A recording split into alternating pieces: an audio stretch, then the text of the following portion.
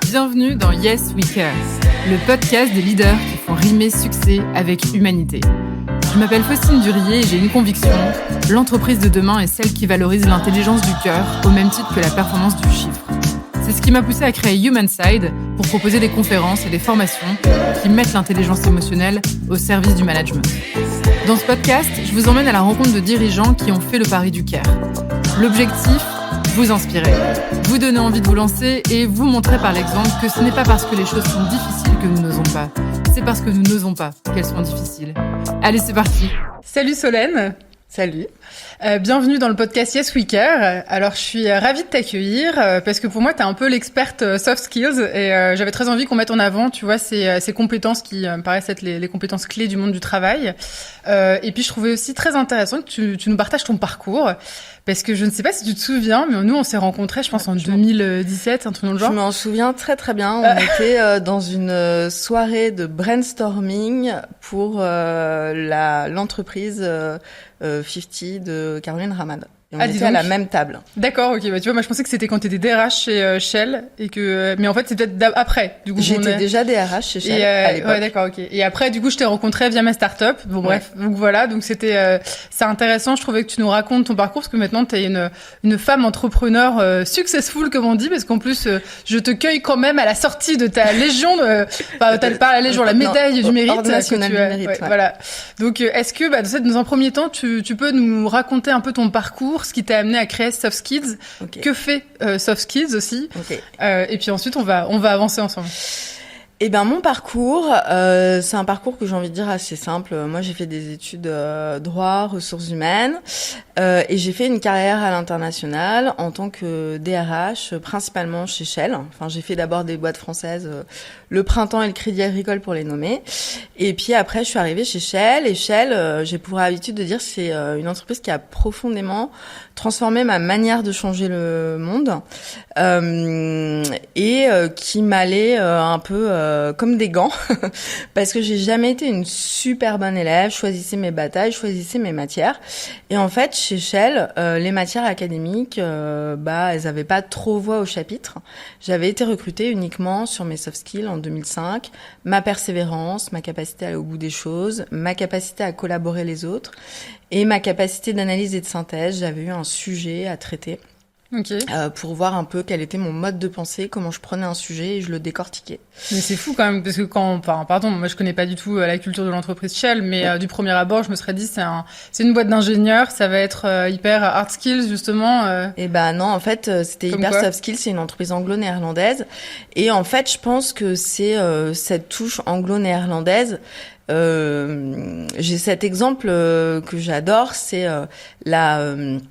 parce que non seulement il y avait les compétences, mais en plus l'âge n'avait pas d'importance.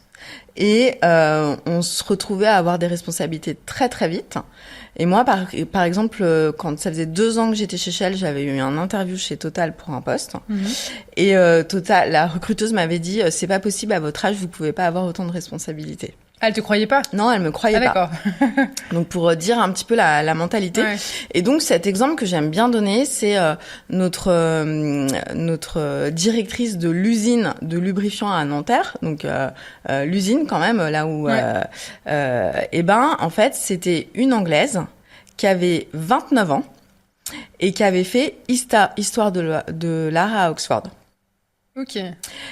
Pour expliquer qu'en fait, c'était ce qui était le plus important, c'était la manière dont on faisait les choses.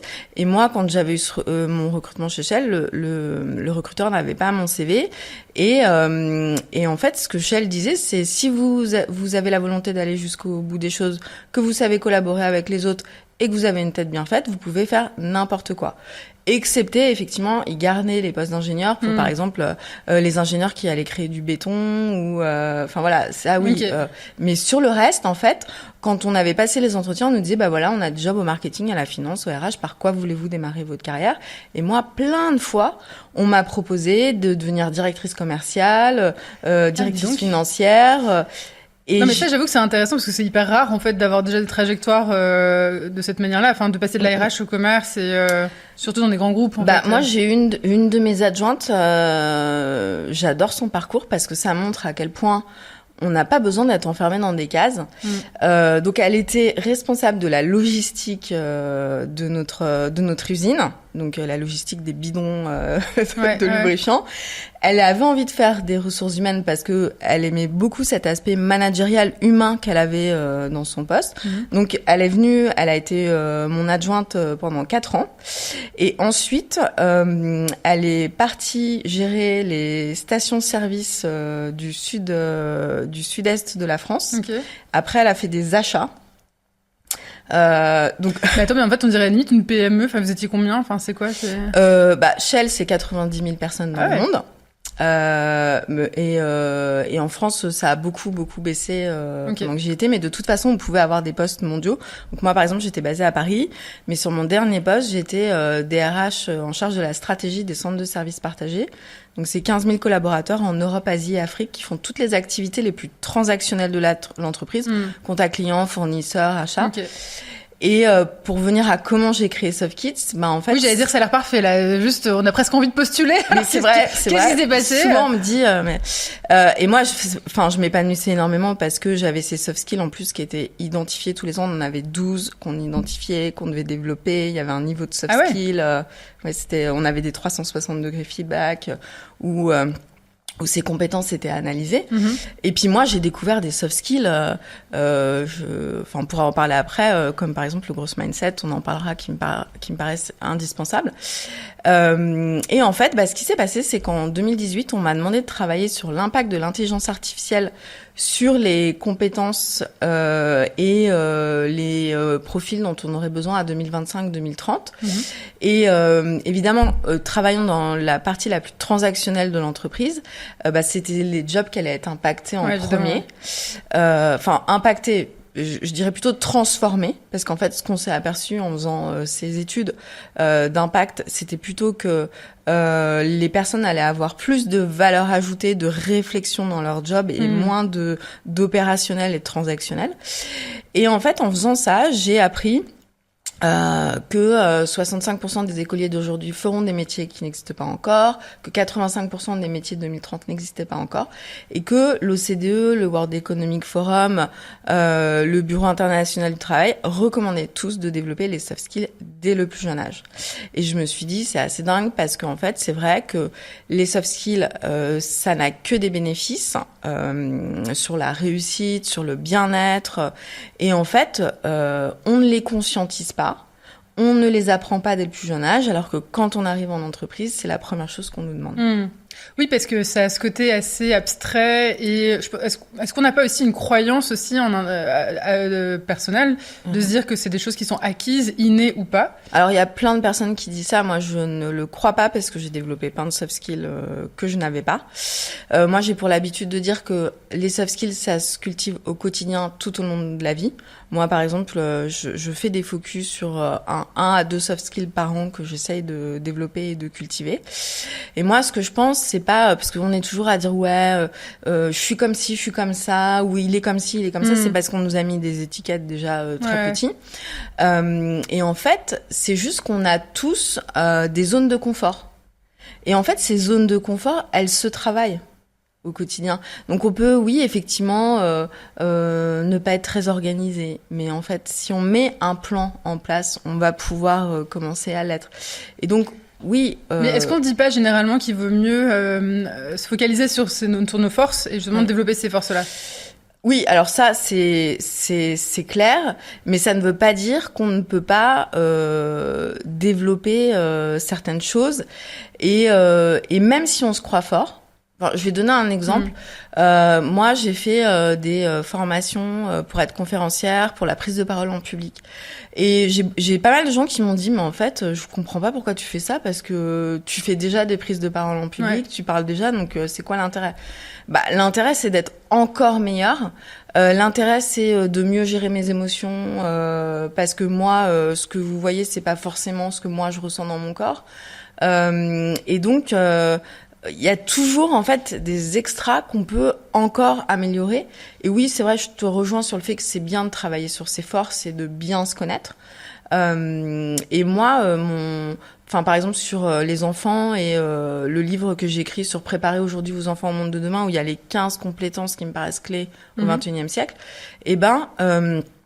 je dis aux parents, l'objectif c'est pas que vos enfants ils soient au niveau master de toutes les compétences, c'est qu'ils se connaissent on bien. sait bien que c'est impossible déjà. Voilà, c'est impossible, et c'est qu'ils se connaissent bien et que les compétences où ils sont bons, ils arrivent à exceller, et que les autres qui vont pouvoir les aider un petit peu à mieux gérer leur quotidien, ils arrivent à les développer. Mais je trouve qu'aussi il y a une forme de méconnaissance. Tu vois, je trouve quand on dit soft skills, donc pour ceux qui voient pas trop, donc c'est compétences relationnelles, émotionnelles, on sait pas toujours de quoi on parle en fait. On va se dire un peu, tu vois, les classiques, empathie, confiance en soi, mais tu vois par exemple celle que tu nommes growth mindset, donc l'état d'esprit de croissance. T'aurais dans les 15 d'ailleurs, il y a quoi? Est-ce qu'il y a des choses qu'on connaît un peu moins, tu vois? Déjà, en fait, pour essayer de mieux comprendre, il y a 3 grands domaines de compétences dans les soft skills. Il y a les compétences cognitives, donc par exemple avoir confiance en soi, développer son esprit critique, être organisé. Ensuite, il y a les compétences émotionnelles, savoir accueillir ses émotions, être résilient. Et les compétences relationnelles, qui vont être, alors souvent on va nous balancer savoir collaborer, mais moi j'aime bien donner au XXIe siècle celle que je trouve vraiment indispensable en ce moment, c'est savoir résoudre les conflits avec les autres. Parce qu'on a tendance à être en mode blanc, noir, dans le clash, etc. À pas s'écouter, à pas accepter la différence. Voilà. Et après, pourquoi est-ce c'est si difficile à appréhender pour un Français? Parce que c'est très, on est vraiment. Ouais, c'est très anglo-saxon à la base. C'est très anglo-saxon à la base. Ça a été, faut savoir que ça a été développé, théorisé à Stanford et par l'armée américaine. Donc, d'accord. C'est souvent les trucs de l'armée américaine. Voilà, même sur le leadership. Voilà, qui s'est dit bon, ok, ils savent comment est-ce qu'on manie la carabine, mais bon, il leur faut autre chose pour réussir, quoi. Mais en fait, nous, c'est très compliqué parce qu'on ne les nomme pas. Et on ne les nomme pas dès notre enfance. Et moi, ce que j'essaye de dire aux parents, c'est au lieu de dire, quand on va vous demander alors votre enfant, ça va bien à l'école, tous les parents, à 95%, ils vont dire oui, il est bon en maths, il est pas bon en français. Oui, parce que c'est des disciplines. Difficile. Et en fait, on va coller une étiquette et on va en fait valoriser nos enfants en fonction des notes qu'ils obtiennent dans une discipline, au lieu de dire il a un très bon esprit d'analyse, il sait bien résoudre les problèmes, il sait prendre la parole, il arrive à bien. Mais en fait là, je pense qu'on touche ta plus grosse frustration, non? C'est-à-dire que ce soit pas intégré à l'école actuellement et que pourquoi est-ce que je vais dire qu'il est bon en maths et en français, parce que c'est le professeur qui me le dit. C'est pas lui qui me dit dis donc sacrée empathie quoi, le petit Charles, ça. Tu vois. Donc, ça. Mais moi je pense que au XXIe siècle, dans un monde tout digital, tout du numérique, où en plus de plus en plus les matières académiques vont pouvoir être remplacées par l'intelligence artificielle, il faut qu'on ait l'impression qu'on sert à quelque chose, qu'on est là, qu'on a besoin de l'humain, qu'on a besoin des humains, et donc c'est pour ça que je pense qu'il va falloir à un moment donné faire une transition, quoi. Mais donc toi, avec Soft Skills, ton idée, c'est aussi d'intégrer ça dans l'éducation. Enfin, c'est de se dire qu'on va former davantage les jeunes, c'est ça, ces soft skills-là. En fait, c'est marrant parce que je me demande si alors tu te souviens, moi j'avais une application de valorisation de soft skills entre collègues pour l'entreprise, et je remarquais que déjà en France, il y a un sujet, c'est que les gens ils aiment pas trop. Ils ont toujours peur que les gens soient exclus, que les autres soient exclus.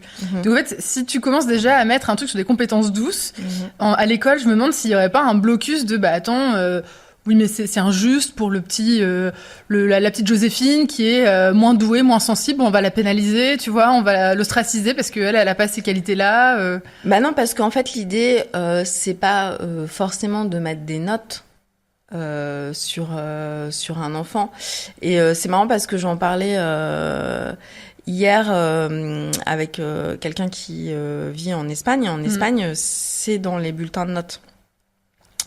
Et donc mais en fait, ils notent. Alors, ils vont pas noter. Ouais. Ils vont dire un petit peu comment est-ce qu'ils sont sur le vivre ensemble, la collaboration. Et en fait, ils vont mettre en avant. Et puis après, on n'est pas obligé de tout noter, quoi. On peut... Mais en fait, tu vois, ce que je veux dire, c'est que, tu vois, ce qu'il y avait avec mon application, c'est qu'en fait, c'était donc des personnes qui allaient dire, par exemple, bah, dis donc, Solène, on trouve qu'elle a vraiment un esprit de leadership, elle a quelque chose, elle s'est mobilisée, c'est super. Ce que les gens voyaient, c'était « Ah, mais donc je l'ai pas ». Alors qu'en fait, c'était tout le monde qui disait... Mais en fait, ce que je veux dire, c'est que les gens, ils avaient peur d'être jugés, tu vois, alors qu'on leur valorisait un truc, mais ils n'avaient pas tout. Tu vois, on en revient encore au problème de la notation dès l'enfance, où en fait, il faut toujours qu'on se compare. Et en fait, il faut arrêter de se comparer. On est qui on est, et si on arrive à se dire, bah voilà, cette personne, elle a du leadership, alors soit moi j'ai envie d'en avoir aussi, et je vais travailler pour... Parce qu'on oublie qu'on peut le travailler. Bah en voilà. Fait. Ouais. Ou soit, bah, c'est mais égal. J'ai rencontré plein de salariés, moi, qui me disaient, mais moi, je veux pas de promo. Je suis très bien là où je suis. Enfin, voilà. Après, ça dépend des envies de chacun. Et en fait, au lieu de ce que je dis toujours, la comparaison est un poison. Au lieu de se comparer, essayons de trouver là où on est bon, de se développer et d'aller au niveau où on a envie d'aller. Et si on n'a pas envie d'aller à ce niveau-là, c'est pas grave, il faut juste le savoir et en être conscient. Et donc toi, ton idée, c'est le fait déjà d'expliquer, voilà les 15 soft skills qui sont clés, ça permet déjà de te poser des questions, ok, où j'en suis et qu'est-ce que j'aimerais développer, quoi. Ouais. Et d'ailleurs, j'ai à peu près 100% des parents qui me font des retours sur mon livre me disent qu'ils ont autant réfléchi à leurs propres soft skills qu'à ceux de leurs enfants. Oui, parce qu'en fait, nous, on a moins ce côté-là. Alors, on l'a vu arriver dans les entreprises. Mais effectivement, je me dis que ça doit être perturbant pour ces parents-là qui, eux, savent même pas, en fait, où ils en sont sur les soft skills, de devoir former leurs enfants. Oui, leurs enfants, ouais. Et donc, toi, avec soft skills, du coup, tu formes. Enfin, comment ça marche exactement ? En fait, on a plusieurs produits. Aujourd'hui, on est une vraie boîte à outils. Donc, on a des applications pour les familles, où là, en fait, c'est un temps d'écran familial où l'enfant va faire des programmes avec des mini-séances de 10 minutes qui vont permettre de développer la confiance en soi, la persévérance, l'esprit critique, le growth mindset, l'accueil des émotions. Enfin, sur Family, on a 8 programmes. Ensuite, on a des kits téléchargeables, un peu comme des cahiers de vacances, où on peut aussi réfléchir sur ces soft skills-là. Pour les parents qui aiment moins les écrans. Après, on a des formations en ligne à destination des parents, où en fait on va intégrer les soft skills dans le quotidien familial. Ouais. Parce que moi, j'ai aussi un combat, on va dire, éducatif, où j'en ai marre des discussions éducatives qui tournent sur est-ce que je punis mon enfant ou pas, est-ce que je le mets au coin ou pas, éducation positive versus éducation autoritaire. Moi, je pense qu'on est à un moment crucial du monde où ça a jamais été aussi vite et où il faut penser à la transmission, à qu'est-ce qu'on transmet à nos enfants.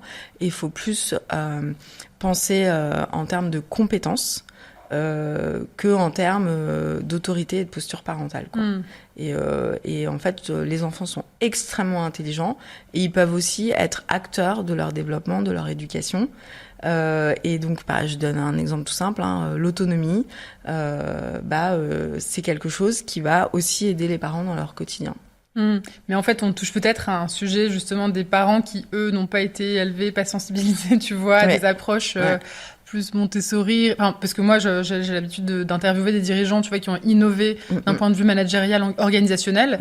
T'en as plein qui te disent, on s'est inspiré de Montessori, par exemple. Oui, bien sûr. Et on a peut-être des parents qui sont un peu dépassés parce que, eux, ils ont été élevés un peu plus à la dure, un peu plus d'une façon très autoritaire. D'ailleurs, on l'a vécu aussi parfois en entreprise, quand on a été managé. Et là, il y a un entre-deux. Non, il faut être soft skills, il faut transmettre, mais en fait, on leur a pas fait ça à eux.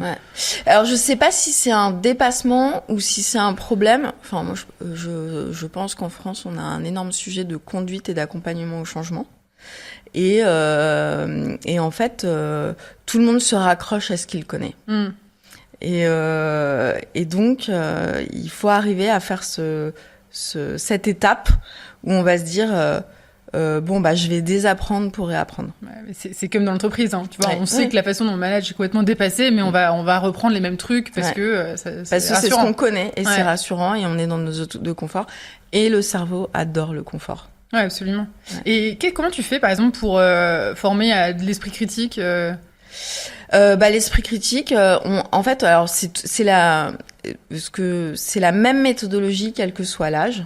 En fait, ce qui va toujours changer, que ce soit un enfant ou un adulte, ça va être la mise en situation. Et les soft skills, en fait, ça s'apprend dans le quotidien, dans les situations qu'on va faire, qu'on va mettre en place.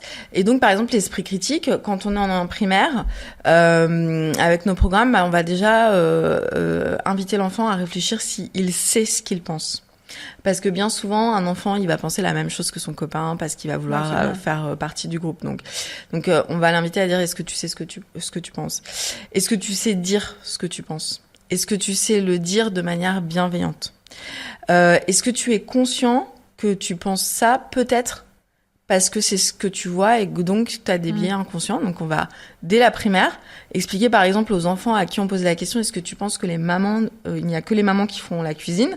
Et les enfants qui vont répondre oui, on va pas leur dire: ah mais non mais t'es trop bête, c'est pas vrai. On va leur dire: oui, tu penses ça.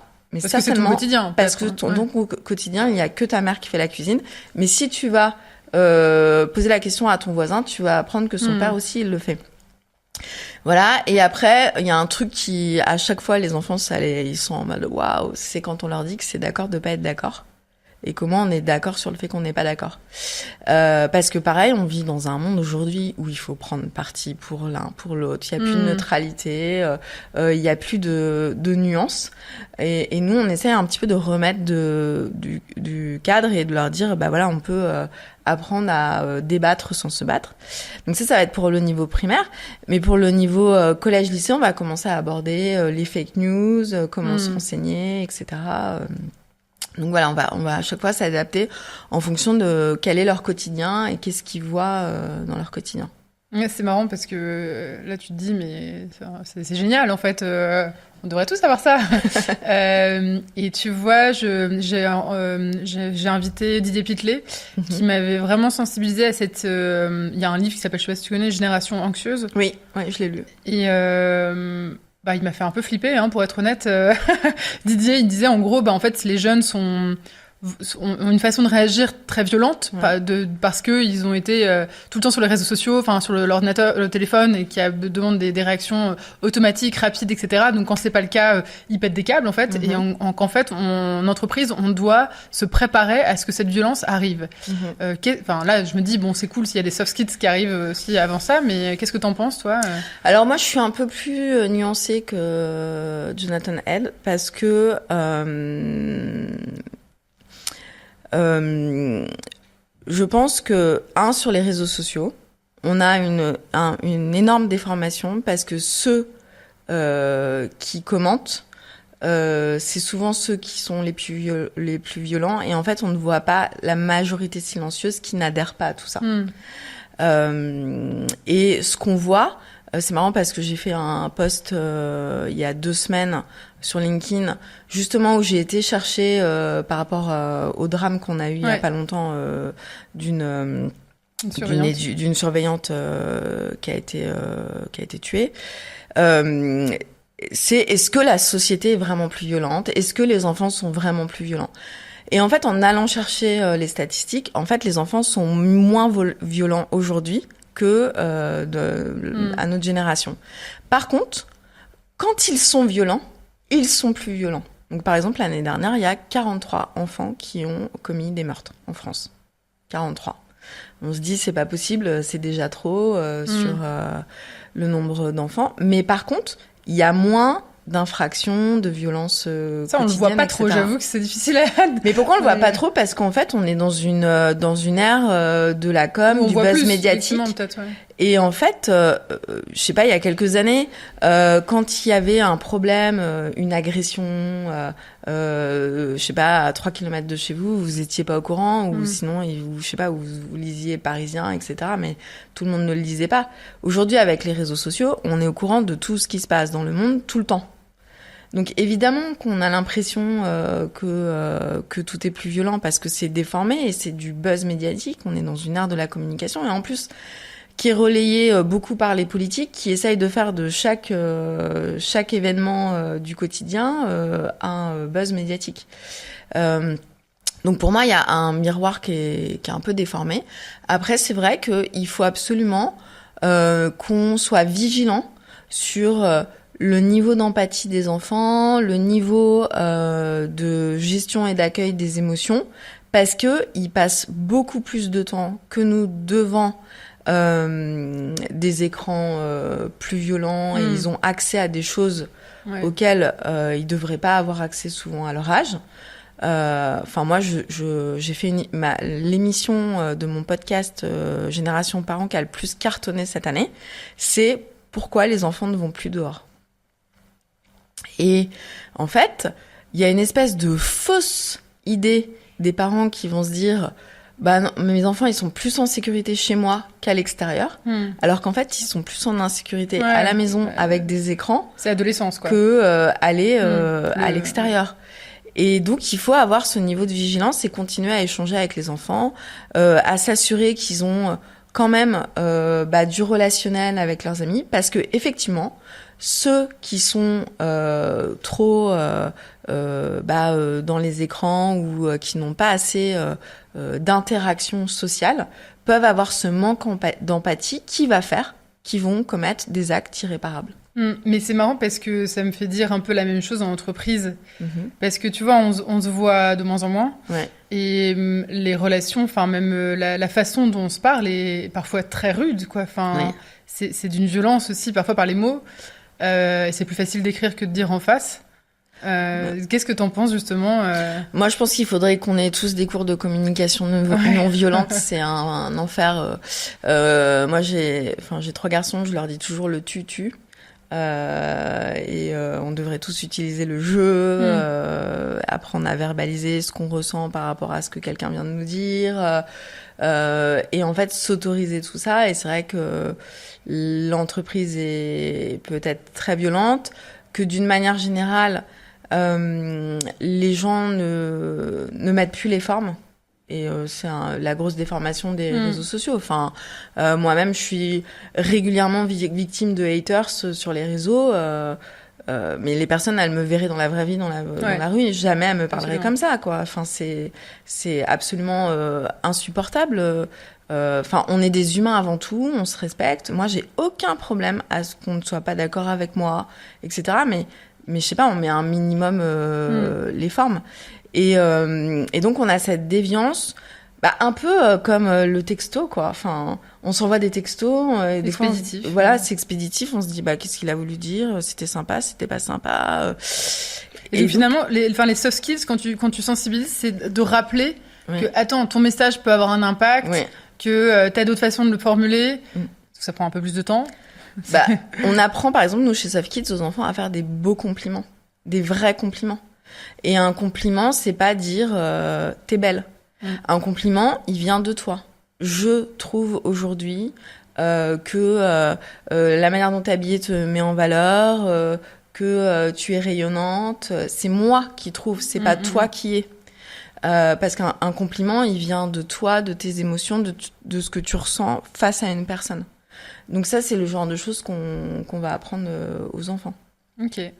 Et j'ai vu donc que tu as aussi développé donc un programme avec les entreprises. Ouais. Est-ce que tu peux nous en parler ? Alors en fait, on a des entreprises qui achètent Soft Kids dans le cadre des politiques d'accompagnement à la parentalité. Donc soit ils vont nous prendre les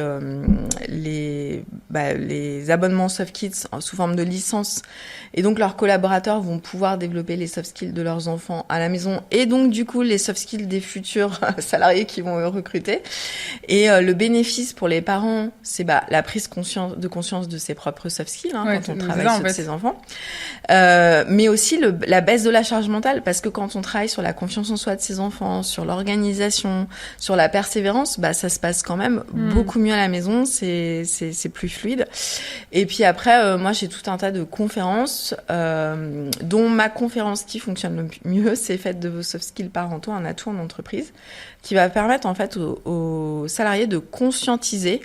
On est toujours en fait dans être conscient des compétences qu'on a et de conscientiser les compétences qu'ils développent au quotidien en tant que parents et comment ils peuvent les transposer au quotidien en entreprise. Et quels seraient justement tes conseils en tant qu'ex-DRH, sachant que tu es experte sur ce sujet-là, tu vois, pour intégrer ces compétences, pour les valoriser, les développer davantage au quotidien? Déjà, moi, souvent, quand j'interviens en entreprise, je demande quelles sont les valeurs de la boîte. Parce que souvent, des valeurs vont découler des compétences sur lesquelles on a envie de travailler. Par exemple, vous pouvez pas dire, chez nous, on est authentique. Si, en termes de communication, de confiance en soi, de leadership, vous allez pas laisser la parole, vous allez pas laisser le débat, vous allez pas laisser l'esprit critique. Et moi, par exemple, chez Shell, on avait le critical mindset qui était dans les compétences obligatoires, donc l'esprit critique. Et je me rappellerai toujours quand le CEO, je pense que c'était en 2017, a annoncé des forages en Antarctique. Il y avait au moins 1000 commentaires sur l'intranet qui lui disaient « Mais qu'est-ce que vous faites ?» Donc en fait, on avait le droit de dire qu'on n'était pas d'accord. Donc on avait le droit d'être authentique, on avait le droit de partager nos valeurs et on avait le droit de le dire. Donc si en fait vous avez des valeurs et que derrière vous n'acceptez pas les comportements qui vont avec ces valeurs de la part de vos collaborateurs, ça, c'est pas possible. Donc moi, ce que je conseille, c'est de partir des valeurs et ensuite de ces valeurs, faire découler des compétences, parce que des soft skills, il y en a beaucoup, il y en a plus d'une 50aine, qui vont permettre à vos collaborateurs de les développer. Et ensuite, il y a ce travail d'identification. Et après, il y a ce travail on met en place un plan pour y arriver, quoi. Et parce que je trouve que ce qui est complexe, tu vois, je pense que tous les DRH sont évidemment sensibles à ça, mais c'est toujours un peu compliqué de l'intégrer dans des objectifs parce que ça reste très subjectif quand même. Et c'est difficile quand c'est descendant. Enfin, il n'y a pas une personne qui va me juger sur la façon, tu vois, c'est... Comment quelles sont les meilleures pratiques, tu vois? Moi, ce que j'avais en pratique, c'est que, moi, quand les miens étaient identifiés tous les ans, il y en avait 3 que je devais travailler tous les ans sur les 12. On avait tous les ans un 360 degrés feedback. Et ce que je trouvais très intéressant, c'est qu'on pouvait mettre des gens qui étaient pas dans l'entreprise. Okay. C'est-à-dire que je pouvais mettre mon meilleur ami, mes parents.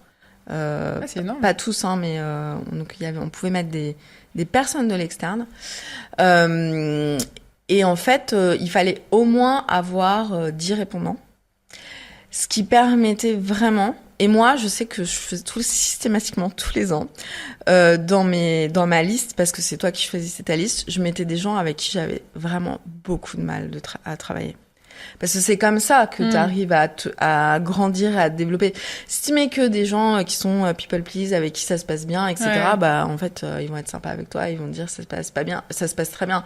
Alors que si tu mets des gens avec qui c'est toujours dur, là, tu vas voir un petit peu ce qui se passe. Parce que, en plus, les questionnaires étaient anonymes. Je ne savais pas qui avait répondu quoi. Oh, c'est hyper intéressant, j'ai jamais entendu ça. Ouais. Et...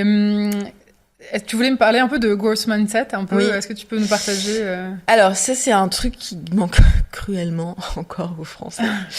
Et je le dis, le Conseil scientifique de l'éducation nationale dit que c'est un vrai problème en France. Les économistes du savoir-être que je suis énormément, parce qu'en fait, je fais juste une parenthèse, mais il y a des économistes français, Yann Algan et Louise Huillery, pour ne pas les nommer. Et d'ailleurs, si vous êtes DRH, moi je vous invite à lire leur dernier livre qui s'appelle Économie du savoir-être, qui montre l'impact du manque de soft skills en France sur l'école, la réussite, le management, et donc sur la productivité française. Et donc, le growth mindset nous manque en France, et le growth mindset, c'est se dire, je peux y arriver. C'est en faisant des erreurs qu'on va y arriver. Et ça a été théorisé par Carol Dweck, donc encore de Stanford, de psychologue, qui, il y a 30 ans, s'est dit quelle est la différence entre un enfant qui dit chouette, un exercice de maths, je vais y arriver. Et un enfant qui se dit, oh là là, je n'y arriverai jamais, ça va être trop difficile. Et ben, en fait, c'est cet état d'esprit de croissance, ce growth mindset qui se dit, en fait, le résultat, c'est un chemin. C'est une étape. Il va falloir peut-être que je recommence 5 fois avant de trouver la bonne solution, mais à la fin, je vais la trouver. Et le souci, c'est que nous, notre pédagogie scolaire a tendance à reconnaître que ceux qui ont des facilités et qui réussissent du premier coup, et on reconnaît le résultat et pas le chemin. Et du coup, ceux qui ne réussissent pas du premier coup se disent, j'ai un problème, je suis pas normal, je suis pas bon, je suis mauvais, etc. Et donc, la personne ne va pas vouloir faire ce chemin pour y arriver. Voilà. Marrant, c'est exactement la même chose dans les entreprises en termes de stratégie, tu vois. Ça se recoupe bien, ouais. D'accord. Hyper intéressant. En fait, c'est marrant parce que moi, j'accompagne pas mal d'entreprises aussi maintenant sur des sujets de culture aussi. Et ce qui revient généralement, c'est que tu as toutes les boîtes qui veulent développer cette culture de l'empowerment. Donc, l'idée que en capacitement, c'est horrible. Hein. Mais en fait, l'idée, c'est un peu de l'entrepreneuriat, en fait, le sens de l'initiative, etc. Qu'est-ce que tu leur dirais à ces personnes-là, tu vois, qui ont envie de développer ça? Et à ton avis, moi, ça m'intéressait de voir par rapport à toi quand tu étais salariée et entrepreneuse, parce qu'en fait, quand on est entrepreneur, on n'a pas le choix d'avoir le sens de l'initiative, sinon il se passe rien, tu vois. Ouais. Donc, comment t'as pu développer, est-ce que t'as vu un switch à ce niveau-là, et comment on développe ça en entreprise, tu vois? Moi, je pense que le point numéro 1, c'est la confiance. Je donne souvent cette stat, donc 80% des Français ne font pas confiance aux autres. La moyenne de l'OCDE, c'est 53%. Donc pour dire qu'on a un énorme gap, une énorme marche. Et moi, en fait, il y a eu un énorme switch quand je suis passée d'un management français à un management hollandais. Et puis j'ai eu après la chance d'avoir aussi un management singapourien extrêmement bienveillant. Enfin, être managé par des Asiatiques, ça change aussi la vie. Et en fait, juste le fait qu'on me fasse confiance, à 29 ans, j'ai géré toute la réorganisation des ventes des stations Shell de France qui étaient hors autoroute. Donc c'était 500 stations qui disparaissaient, 70% du staff qui était licencié, et on m'a mis à 29 ans sur une estrade devant tout le staff pour annoncer la réorganisation. Ça a été un moment fort dans ma carrière parce que c'était difficile de le faire, mais on m'a fait confiance pour le faire. Et d'où ce problème qu'on a dans le management de contrôle, de vouloir tout contrôler. Parce que là, ce qu'on me dit, c'est vas-y, fais ta voix. En fait, on sera là si t'as besoin d'aide, versus à la française. Alors voilà ce que tu vas devoir faire, tac, tac, tac. Voilà. Tu me reportes tout. Puis c'est chiant à mourir, quoi. C'est pas du tout. C'est horrible, quoi, de se dire qu'on a tout le temps quelqu'un derrière nous qui vérifie puis qui nous dit ce qu'on doit faire, quoi. Ce qu'on fait, ça a plus d'intérêt. Ouais, et en fait c'est extrêmement infantilisant, je trouve. Et ça, c'est justement dans le livre de Élise Willery et Yann Algan, ils en parlent de ce management en râteau, là où tout le monde rapporte, où la tête ne peut pas dépasser.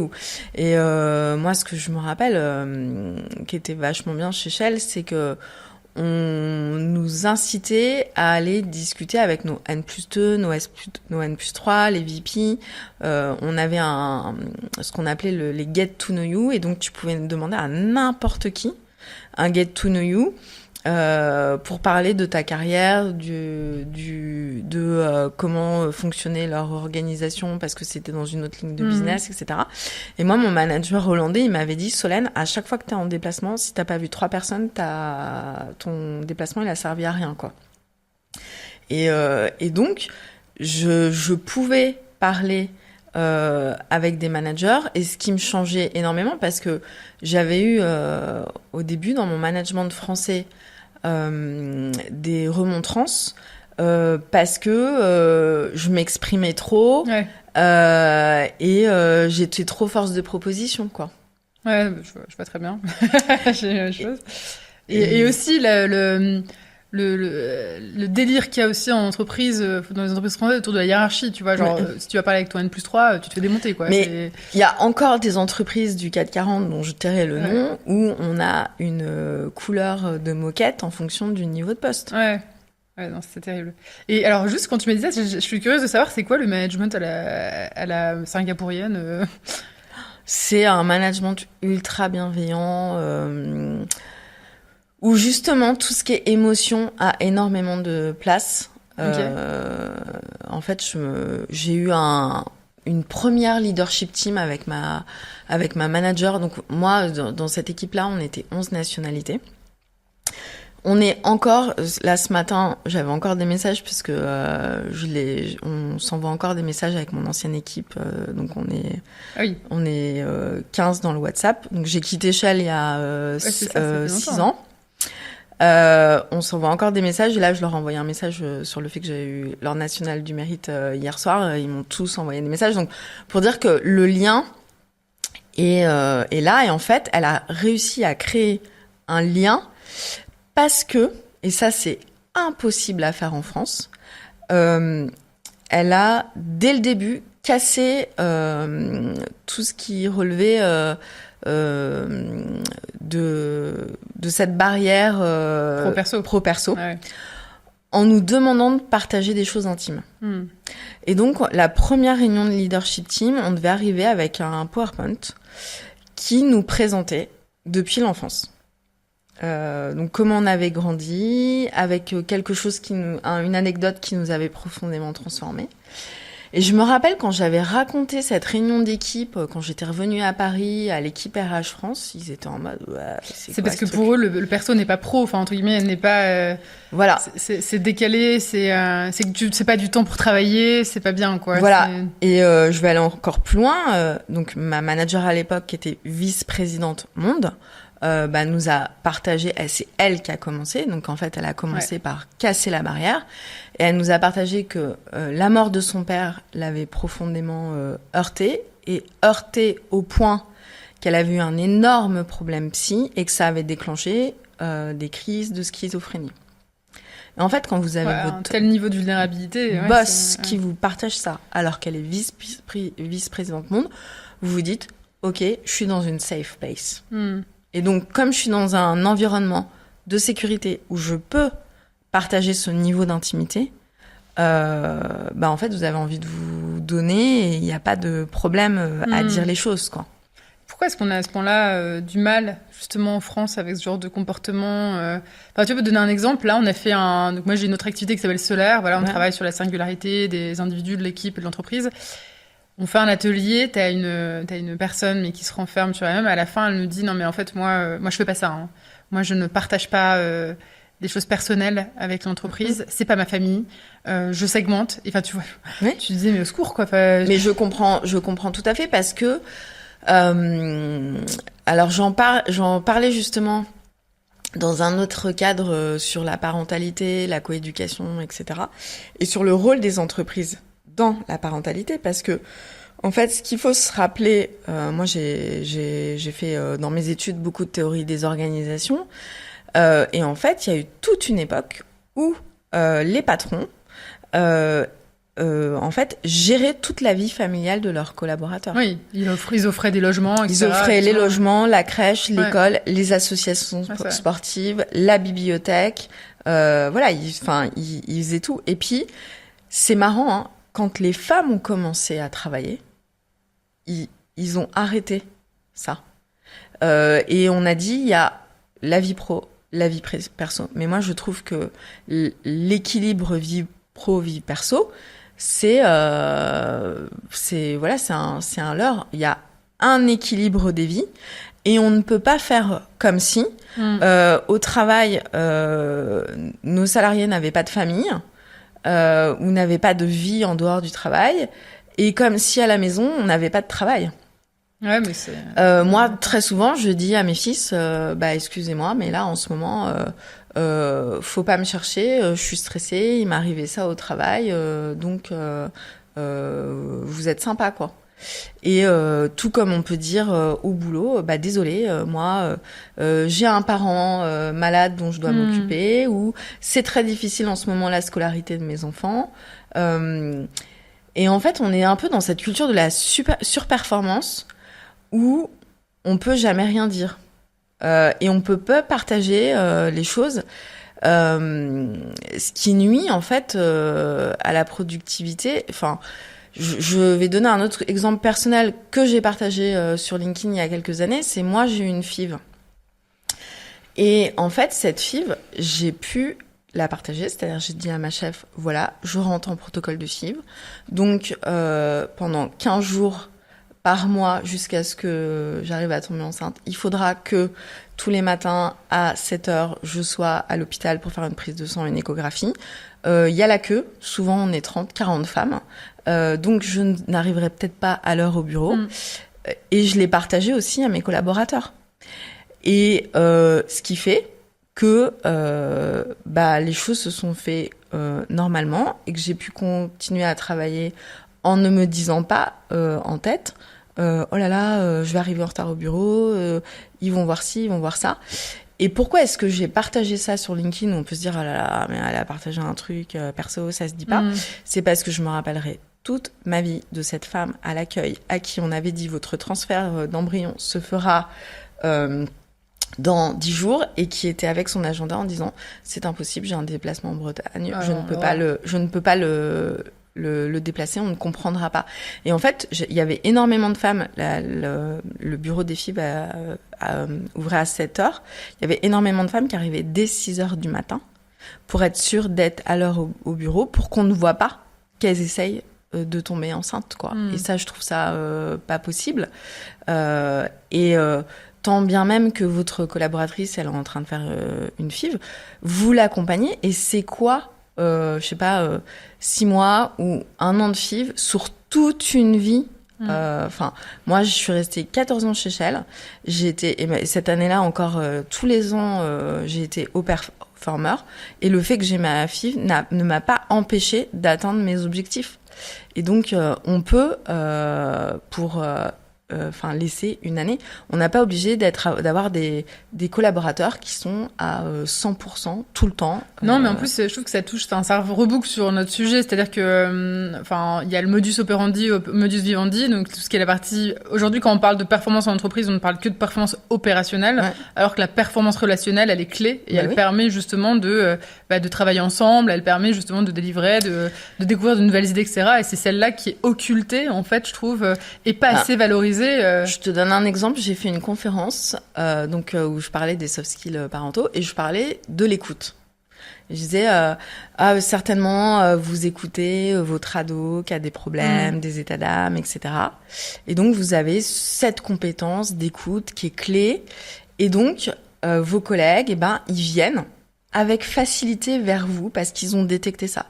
Il y avait un monsieur qui était au milieu et là il a 3 de ses collègues qui le regardent. Et il avait les larmes aux yeux. Parce que 3 de ses collègues étaient en mode « Mais ouais, en fait, toi, t'es notre soupape. » Et pourquoi est-ce que c'est pas valorisé ? Parce que ces personnes-là, elles permettent qu'il y ait une bonne ambiance de travail, que les gens se sentent bien, qu'ils aient envie de venir travailler, parce qu'ils disent un tel ou un tel, il va m'écouter. Et des fois, ces personnes, on va se dire « Oh là là, c'est des personnes qui passent trop de temps à la machine à café. » Mais ces personnes qui passent trop de temps à la machine à café, c'est des liants, et c'est celles qui mettent une bonne ambiance de travail et qui font que vous avez envie de venir et de rester. Ouais, non, c'est clair. Écoute, moi je suis une convaincue, hein.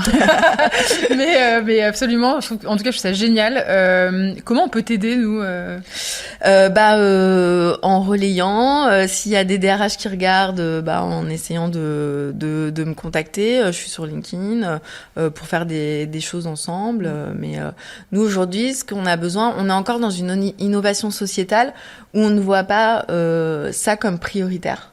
Et il faut absolument qu'on arrive à montrer que, je le redis encore une fois, dans un monde tout numérique où l'IA commence à prendre autant de place, il faut redonner aux compétences humaines leur lettre de noblesse, quoi. Et l'éducation nationale, elle t'aide à quelle hauteur ? T'as peut-être pas le droit de le dire, alors. C'est très compliqué. J'ai gagné un appel d'offres pour accompagner des élèves, mais là encore, en fait, les enseignants, ils ont envie de le faire, mais ils trouvent pas le temps. Les programmes sont extrêmement chargés. Donc, nous, on essaye au maximum d'intégrer tout ça dans les programmes.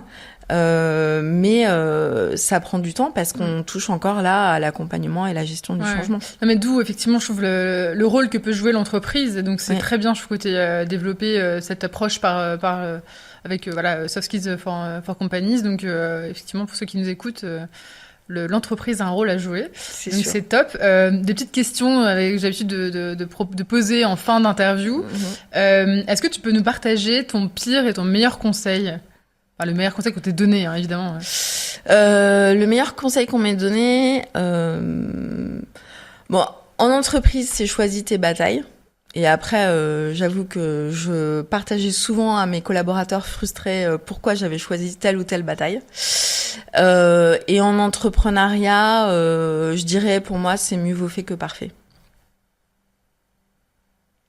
Il y a une version anglaise de ça, non? Je sais pas. Better don't, je sais peut-être. C'est vraiment l'enfer, Mais parce que, alors après, en plus, il y a le biais femme entrepreneur ou. Alors moi, je parle du syndrome de la bonne élève plus que. Où en fait, on veut que tout soit parfait avant de lancer telle ou telle chose et tel ou tel produit. Et en fait, faut y aller, quoi. Faut le faire. Ouais. Et j'ai envie de dire, il faudrait le faire aussi en entreprise. Alors, n'attendez pas de vous lancer en entrepreneuriat. Trop chouette. Est-ce que tu as une sorte de philosophie de vie, de mantra, de citation qui te guide, qui t'aide? Il y a à tout problème une solution que j'aime bien. L'entrepreneur, quoi. Jusqu'au bout. Oui, non, mais toujours. Il y a plein de choses. Le mieux vaut fait que parfait, je le mets aussi dans mes mantras. Mais oui, non. En fait, moi, j'essaie vraiment de voir tout le temps la vie du bon côté. Et puis, en ce moment, moi, j'essaie d'être beaucoup dans la nuance. J'en ai marre du clash. Voilà. Faut essayer de prendre le meilleur de tout ce qu'on a, quoi. Et justement, comme on a parlé d'esprit critique, de nuances, etc., est-ce que tu aurais un petit exercice à nous proposer, tu vois, qu'on se dise, allez, on essaie de se développer une soft skills, là, Je vous donne exactement le même exercice que j'ai donné il y a pas longtemps à des lycéennes pour exercer leur esprit critique. Parce que tout le monde consomme des réseaux sociaux, donc elles, je leur disais, tous les jours, quand vous êtes sur TikTok, vous essayez de vérifier au moins une ou deux informations. C'est-à-dire, vous êtes sur TikTok, vous sortez de TikTok et vous allez regarder et faire le chemin de d'où vient cette info, est-ce qu'elle est vraie, est-ce qu'elle est fausse. Donc là, vous êtes, je sais pas, sur Instagram, sur LinkedIn, etc. Vous scrollez, vous essayez de vérifier cette information. Et moi, je sais que mes posts qui marchent le plus, c'est les posts du vendredi, qui sont des posts sujets de société. Et j'essaye très souvent... dans 90% des cas, de mettre toutes les sources qui m'ont permis de construire ce poste. Parce que je pense qu'il faut absolument prendre ce réflexe aujourd'hui de sourcer les choses, quoi. Ouais, absolument. Ok, merci pour l'exercice, on le fera. Une dernière question, c'est est-ce que tu aurais une personne que tu admires et que tu connais, que je devrais inviter dans ce podcast, donc qui traite, comme tu l'as vu, un peu de leadership, de dirigeants qui font rimer succès et humanité. Et donc que je devrais inviter, évidemment. Je pense hier, parce que je l'ai vu hier pour ma remise de médaille, Céline Mas, qui était la présidente de ONU Femmes France, et qui fait quelque chose de très innovant, je pense, qui est la bibliothérapie en entreprise. Ok. Et qui est les émotions par les livres. Donc on te fait une prescription de livres en fonction de ton problème? Ouais, j'adore. C'est ça. J'ai une copine qui fait ça avec des séries. Mais non, c'est une super idée. Okay. Donc voilà, et elle intègre ça dans les entreprises. J'adore, ok. Et elle est profondément humaine et on a plein de points communs sur la mise en avant des compétences humaines. Trop chouette. Merci beaucoup Solène en tout cas. Avec plaisir. À très bientôt et puis du coup on invite chacun à découvrir Soft Skills et à le proposer à son entreprise. Plein de succès pour la suite et à bientôt. Merci beaucoup. Ciao. Merci pour votre écoute. Si ce podcast vous a plu, s'il vous plaît, laissez un avis sur iTunes et les autres plateformes d'écoute. Partagez cet épisode autour de vous et n'oubliez pas de vous abonner. Je vous dis à très vite dans un prochain épisode de Yes We Care, le podcast des dirigeants qui font rimer succès avec humanité.